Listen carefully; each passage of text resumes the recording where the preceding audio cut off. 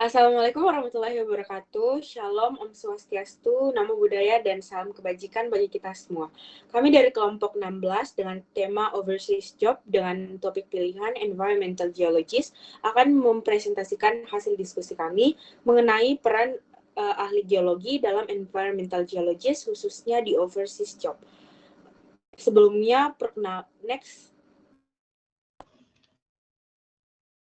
perkenalkan anggota kelompok kami. Yang pertama ada Saya Wendy Agin Febriana dengan NIM 101223113. Saya Fatan Fadila dengan NIM 1012-23074. Saya Milan Kristang Dilintin dengan NIM 1012236066. Saya Narita Amar Saida dengan NIM 1012-23126. Saya Fabiana Aliklas Aripanca dengan NIM 1012239093. Selanjutnya, sebelum masuk ke dalam pemaparan hasil diskusi kami, akan ditampilkan video sebelum kita mengetahui lebih lanjut bagaimana peran ahli geologi dalam environmental geology. Environmental geologist. Becoming an environmental geologist is the right career if you're curious, passionate about geology, and enjoy problem solving. As an environmental geologist, you have a job that challenges you daily and allows you to explore the world around you. You get to be a detective, gathering data and clues to uncover the history and mysteries of Earth's landscape. You will use your knowledge of geology to understand and assess the impact of human activities, such as mining or construction, have on the environment. By analyzing rocks, minerals, and sediments, you will help interpret how the Earth has changed and predict how it will change in the future. You can travel and work in diverse environments, from forest to desert and even the deep sea. Median salary, $92,040. Don't forget to subscribe. Oke, di sini kita akan mempelajari apa itu Environmental Geologist. Menurut Howard, geologis lingkungan adalah cabang ilmu geologis yang mempelajari tentang segala hal yang berhubungan dengan kegiatan-kegiatan akibat adanya interaksi antara manusia dan lingkungan geologi. Geologi lingkungan mencakup beberapa hal seperti yang pertama, satu, sifat dan komponen fisik bumi, yaitu batuan, tanah, air, dan mineral. Kemudian nomor dua, bentang alam atau geomorfologi. Dan proses-proses geologi yang mempengaruhi pembentukan dengan evolusinya, yaitu sedimentasi, tektonisme, aktivitas gunung api, erosi, dan adapun pelapukan. Kemudian yang ketiga, interaksi manusia yang ditimbulkan oleh adanya proses geologi dicantumkan pada poin nomor 2 tersebut. Hal itu meliputi interaksi positif seperti ekstraksi sumber daya geologi dan pemanfaatan lahan. Kemudian adapun interaksi negatif seperti bencana geologi. Next. Di sini kita masuk kepada latar belakang. Sejak tahun 1970-an, industri lingkungan telah mengalami pertumbuhan pesat dalam jumlah geosains yang dipekerjakan. Seiring dengan meningkatnya kesadaran publik dan meningkatnya regulasi lingkungan, kebutuhan akan geosains lingkungan pun meningkat. Banyaknya geosains yang bekerja di bidang lingkungan, menangani masalah air, baik air yang berada di permukaan maupun air yang berada di bawah permukaan tanah. Upaya-upaya terkait air ini menangani masalah manajemen maupun masalah kualitas air, yang memberikan geosains berperan unik sebagai pengolah sumber daya air kita. Kemudian adapun ahli geosains lainnya yang bekerja dengan tanah, mengolah sumber daya penting ini untuk berkelanjutan pertanian. Bahaya alam seperti tanah longsor juga merupakan salah satu masalah utama yang menjadi perhatian para ahli geosains lingkungan ini. Kemudian meskipun banyak ahli geosains yang bekerja di lingkungan, bekerja di industri swasta, khususnya di perusahaan konsultan lingkungan, banyak pula yang bekerja di semua tingkatan pemerintah. Oke, next.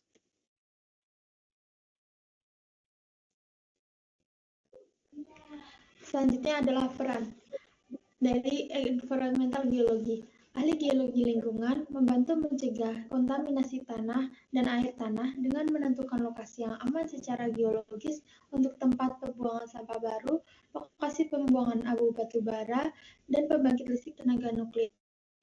Mereka juga membantu merencanakan pembuangan limbah bawah tanah.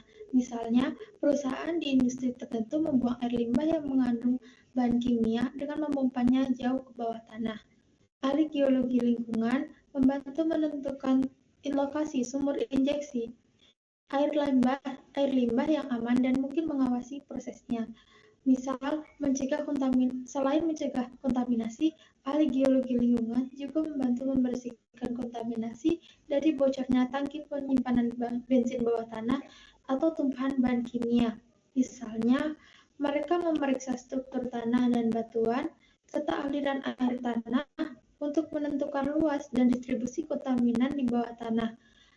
Mereka juga membantu remediasi di lokasi superfarm dan tambang tua yang memiliki nilai dan memetakan kondisi bawah tanah.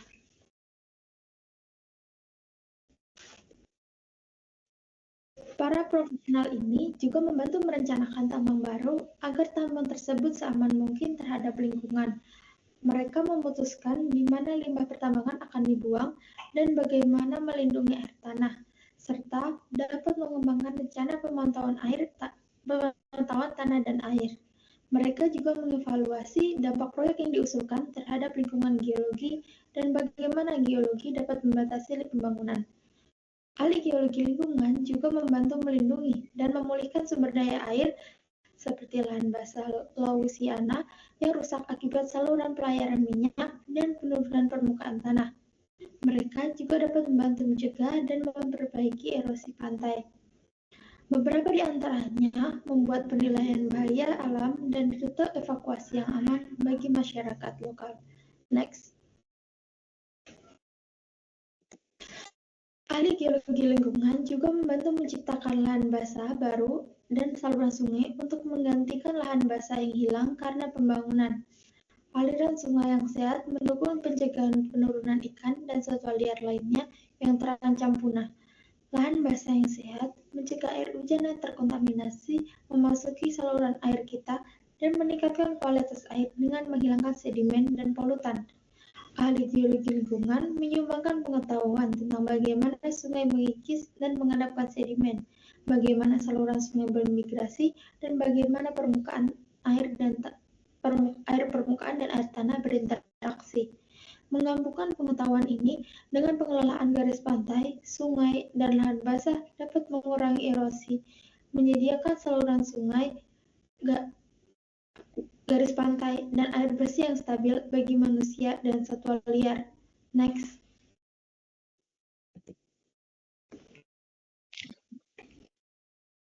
Selanjutnya adalah cara kerja dan apa aja sih yang dilakukan oleh environmental geologist. Jadi ahli geologi lingkungan merencanakan atau melakukan studi lapangan geologi untuk mengumpulkan data pada suatu lokasi tertentu, seperti jenis tanah, struktur batuan, dan aliran air tanah. Mereka juga menggunakan sistem informasi geografis atau GIS dan perangkat lunak khusus lainnya untuk membuat peta geologi. Peta yang menunjukkan distribusi kontaminasi atau diagram penampang. Mereka kemudian menggunakan informasi yang dikumpulkan dari survei lapangan, peta catatan sumur, lubang bor, radar penembus tanah, foto udara, dan literatur geologi untuk memahami kondisi geologi bawah tanah dan potensi bahaya alam. Mereka menggunakan keahlian dan informasi yang mereka kumpulkan untuk menilai keamanan geologi suatu lokasi untuk penggunaan tertentu, seperti pembuangan limbah atau lokasi pembangkit listrik tenaga nuklir.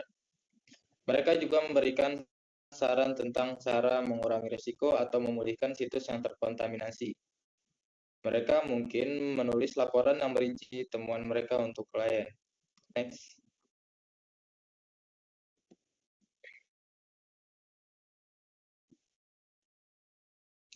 Adapun tugas dan tanggung jawab ahli geologi lingkungan, yang pertama adalah melakukan analisis daya dukung dan daya tampung lingkungan. Yang kedua, menyusun rekomendasi untuk mitigasi bencana. Yang ketiga, bekerja bersama tim geologi. Keempat, melakukan identifikasi kondisi dan analisis geologis. Dan yang kelima, menyusun laporan teknis kegiatan geologi. Next. Selanjutnya, ada syarat dan sertifikasi untuk mengambil peran sebagai ahli geologi lingkungan. Yang pertama ada syarat umum, pendidikan minimal S1 geologi atau teknik geologi, kemudian pengalaman kerja minimal 5 tahun di bidang geologi, lalu ada keterampilan menguasai Microsoft Office, AutoCAD, dan atau program lainnya sesuai dengan kebutuhan industri. Kemudian yang terakhir ada sertifikasi.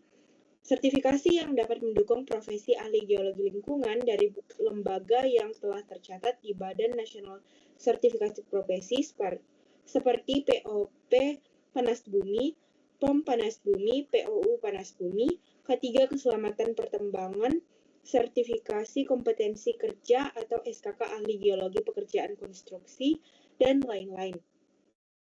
Kemudian ada syarat untuk sertifikasi well site geologist. Yang pertama ada ijazah minimal, strata 1 atau diploma 4 jurusan teknik geologi, kemudian ada pengalaman kerja, minimal 2 tahun di bidang mud logging termasuk 1 tahun sebagai pressure engineer, kemudian ada surat keterangan sehat, kemampuan fisik, penglihatan atau tidak buta warna, lalu pendengaran baik, kemudian mobilitas atau tidak cacat fisik. Lalu yang terakhir ada persyaratan pendaftaran. Peserta harus memastikan diri kompetensinya sesuai dengan standar kompetensi untuk paket atau okupasi well site geologist dan mengisi form persyaratan peserta ujian kompetensi. Lalu ada syarat untuk pemetaan atau JIS. Yang pertama ada pendidikan minimal S1 di bidang geografi atau geodesi atau perencanaan wilayah dan kota. Kemudian ada pengalaman profesional minimal 3 tahun di bidangnya. Lalu yang terakhir ada sertifikasi keahlian, yaitu memiliki sertifikasi keahlian. Next.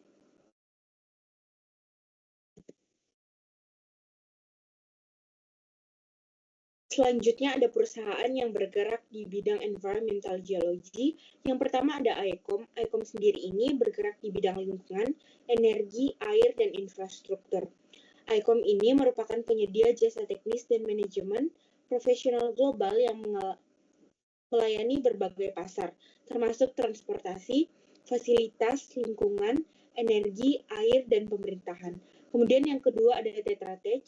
Tetra Tech ini bergerak di bidang lingkungan, energi, dan infrastruktur. Tetra Tech sendiri ini adalah penyedia konsultasi, teknik, program manajemen konstruksi, dan jasa teknis yang mendukung klien pemerintah dan komersial dengan solusi inovatif yang fokus pada air, lingkungan, dan energi. Next. Oke, yang ketiga ada Jacobs Engineering, bergerak di bidang infrastruktur, energi, dan lingkungan.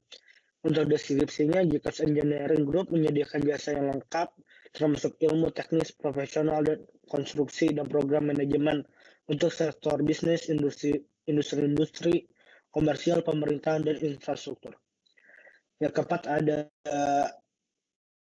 SIC atau Science Application International Corporation, bergerak di bidang teknologi informasi dan pemerintahan. Deskripsinya itu perusahaan Amerika yang berbasis di Richmond, Virginia ini menyediakan jasa pemerintahan dan teknologi informasi support. Next.